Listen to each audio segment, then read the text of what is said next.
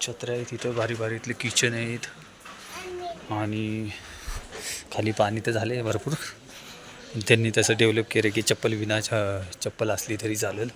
आणि खूप देवी देवतांचे कशाचे ॲल्युमिनियमचे दिसतात हे सगळे. किती किंमत आहे बघा, 2000 नाही 20,000 आणि हे 45,000 24,000 आणि हे 40,000. बुद्धाची मूर्ती बघा इथे 28,700 नाही सॉरी 28.700 kgचे 80,000 रुपयाचे. आणि बघा काय आतमध्ये, हे काय आतमध्ये टाकी, हे आपलं ते मशाज वगैरे करायचं आहे. आणि सगळं लाकडी, ही भाजी वगैरे करायला आपल्याला नाही का स्टीलचे वापरण्यापेक्षा हे लाकडी वापरले तर बेस्ट आहे त्याच्यापेक्षा. तर आतमध्ये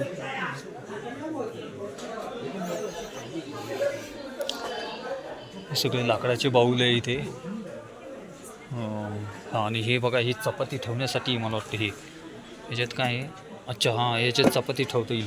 चपाती मोठे छोटे पण आहे, मोठे पण आहे. लाकडाचे पोलपाट पण आहेत. आणि हे काय चहा, अरे वा लाकडाचेच आहे हे पण. हां, चहा पिण्यासाठी लाकडाचे कप आहे.